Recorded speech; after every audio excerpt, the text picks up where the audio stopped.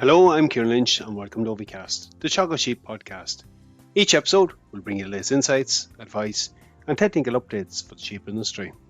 Staying this week with a student focus, we're joined by postgraduate student Mark Dolan and Dr Frank Campion to discuss some of the results of an ongoing study between Teagasc and UCD examining the potential of using forage diets alongside conventional systems to finish hill-bred lambs post-weaning.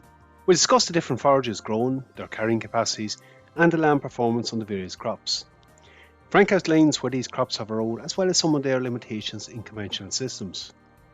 With increasing costs for lamb finishing predicted for the coming winter, we finish up with Frank encouraging those with an interest in the area to visit the open day in Teagasc Athenry on the 18th of June to find out more about the trial and the various options for finishing lambs. We start off, however, with Mark outlining a bit more about the study that's now entering its third year. So my second year Ward Scholar is in Athenry. This is in conjunction with Professor Tommy Boland in UCD. So I suppose the research we're doing here in Athenry is developing outdoor forage-based finishing systems for hill-bred lambs post-weaning. Mark, there's a lot of hill-bred lambs in the system every year. Just maybe give us a little bit of context. What kind of numbers of them store lambs are coming through each year? So approximately each year, Ciarán, there's about 200 to 300,000 male hill-bred lambs. So this is Scottish black-faced lambs and also crossbred lambs, be it terminal breed, Texel, Suffolk or whichever. So they're coming onto the market there in the back end of the year, and which will be brought on for further finishing. So that's carrying through a large part of the lamb, Mark. I suppose what you've been looking at specifically, Mark, is the option for forages versus maybe more conventional systems for carrying them through. You might just give us a quick recap. What kind of forages are you sowing and what other systems are you looking at for finishing those lambs?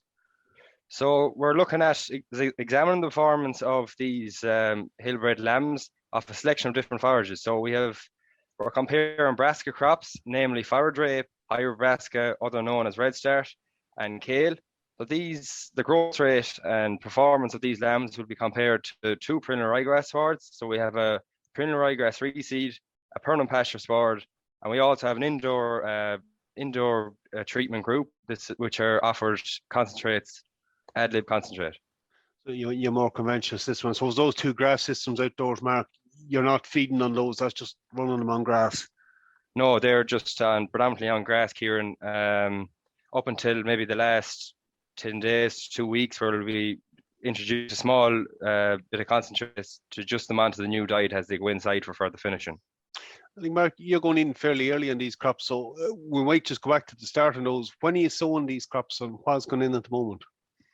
So at the minute, the kale has gone in. So this was sown on the 1st of June. So this is based on the Teagasc sowing guidelines.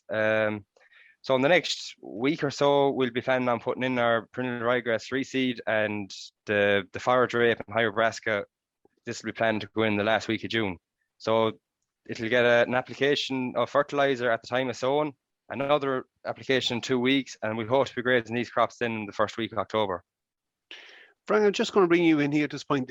That's the system you're looking at there. It's really kind of growing the crops for the best advantage of the crops. How late could you go with some of these? Like, is an option to go in after some winter crops? Yeah, look, that's exactly it, Ciarán. We're going in with these dates, and Mark will come to the stone rates and stuff later with the option basically that we want to get the best out of the crops. But realistically, for most lads using this system, using these types of crops, yeah, the opportune time or the time they'll be looking to go in at is late July, early August, after a winter crop. But I suppose, the earlier the better with it. So if you are going in after winter crops, once you get past kind of middle of August, your return on yield gets very poor and it becomes questionable whether it's worthwhile putting in the crops, It gets dodgy. Yeah, it does, and we've had a number of the sheep better farmers over the years who've done this system, and they will all say the same thing. If you get a bad harvest and you're into late August putting in the crops, what yield you get is very poor and it becomes really questionable as to whether it's worthwhile. So the earlier the better for these crops in terms of your yield, and that's ultimately what's going to drive your performance off it. I suppose the counter to that then, Frank, is it is taking ground out for a long time. Something we might come back to maybe in the cost of it in a moment, but your ground is out for a significant period. Oh, look, that's it. And they're no magic bullet. They have a place. They work well in a tillage system or maybe in some sort of other rotation where you're taking out the land anyway. But in terms of what we're doing, we're sowing them early in the year to get a good yield of a crop. But the flip side to that is the land is out of action essentially for 12 months. So Marcus, he said he's sowing some of that kale now the 1st of June. And, we'll hopefully get a decent yield of a crop out of it. But, we'll have it grazed off probably by the start of January. And then we'll have nothing in that field again until next June again when it's reseeded. So, it has to be balanced up in regards to that, if we're pulling out these swards to put in these type of crops, we have to allow for the fact that there's a large portion of the year there where that land is not being used, not being grazed for anything. There's a trade-off and might be more part of a rotation system. Look, Mark, I'm just going to come back to you in a moment there. Like, we're talking about yields and we're talking about growing that crop area. What kind of yield are you getting at? And more importantly, maybe, what's the carrying capacity like on these crops? You have 2 years of it in, so you might give us an indication of what that looks like. Yeah, so we've, as you said, 2 years data gathered to date. So we're sort of seeing the same trend each year in terms of yield, Ciarán. Forage rape it's sticking its nose out to be the highest yielding crop from the 2 years. This is growing about 7 tonne of dry matter per hectare. Then follows this is the hybrid brassica then, which grew about 6 tonne, and the kale was the lowest yield at about 5.5 tonne of dry matter per hectare. Right, so we see a bit of a difference in yield, Mark. I suppose the utilisation is going to be slightly different between them crops. Did it affect the carrying capacity much, or did it broadly stay the same based on what the yield was? It did, Ciarán, yeah. So the utilisation had a huge effect on the carrying capacity. So when we look at kale there, the lambs utilised about 50% of the kale. This was due to a high proportion of the plant being in a stem. So we've seen that the lambs, they found it hard to graze the stem, which resulted in them moving quicker through the crop, and this resulted then in a lower carrying capacity. So a carrying capacity of about 30 days there they got off the crop. That's 30 days per hectare. So then the forage rape and hybrid brassica had similar carrying capacity there, about 35 days. So they were bringing lambs further into the year and resulting in a higher percentage of lambs killed off the treatment. How does that compare to the permanent pasture? The permanent pasture, not many lambs really were killed off the permanent pasture. We've only 4% of lambs drafted from the permanent pasture in the 2 years. So these would be lambs that would have went on to the treatment at maybe higher carcass, higher live weight that were able to finish off within the time period. So the average carrying capacity for the permanent pasture was about 20 days. So it was about 2 weeks less than for example, your forage rate. Mark, just in terms of the carcass, those lambs, any major differences between the crops? No, not particularly between the crops, Ciarán. The only bit of difference we're seeing is between the lambs offered concentrate indoors would have better carcass quality. They'd have higher factory weight. This is coming from a higher percentage of lambs being slaughtered from the crop, so we've more data available. There's no real difference between factory live weight, carcass weight or kill out percentage between the forages. The only difference we've seen was in the average daily gain in lambs. So there was no difference between forage rape and hybrid brassica, but these two forage crops were significantly different to kale.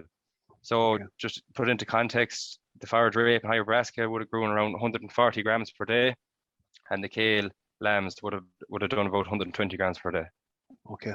The starting weight on those crops, Frank's going to have a big influence on when you're killing. You are going in a wee bit earlier, maybe with lighter lambs than what you might do in a conventional system. Yeah, so I suppose, look, with our study here, we're putting lambs on it from anything from kind of 27, 28 kilos up to 36, 37 kilos live weight because of the nature of the trial. We're trying to see how different weight lambs perform on the crops. And I suppose, like Mark has outlined there, the different carrying capacities is affected by the yield, but the other thing that's affecting the performance from the crops is the starting weight. So I suppose those lambs that are going on, 30 kilos plus, particularly the ones that are around 35 kilos, they're finishing off the crops quite well, finishing off it quite easily.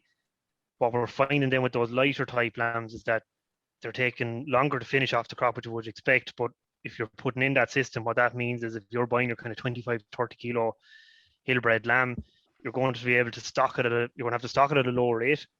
So you're going to either need more crop to finish the same amount of lambs, or you're going to have to reduce the amount of lambs that you're buying depending on the yield of crop you have. So the two very much go hand in hand, and I suppose that's part of Mark's work at the minute is looking at that. And I suppose the next step in this will be to examine, what are the exact, what's the optimum weights maybe going on in this crop, or what are the optimum yields of the crop. No, I think that's an important point. And again, look, it is just part of the trial looking at it. It does show, Frank, the challenge, though, particularly going into this winter for those later lambs. I know the indoor element of that probably still held up in the past 12 months. It's going to be a bit more challenging with increased concentrate costs for this coming winter. Yeah, it is. It is going to be a challenge. Like, the increased concentrate costs are going to make the indoor finishing, going to make producers look at it far differently. But the only thing that we'd see with it is that, to the same point, that there's also an input cost for putting in the forage crops, and there's also an input cost with growing the grass for the autumn. So all these things have to be weighed up and put in balance. And there is a challenge with that kind of lighter lamb, is that they will take a bit more meal. They're going to take a lot more forage to finish, and there's probably going to be a harder sell on them coming this autumn.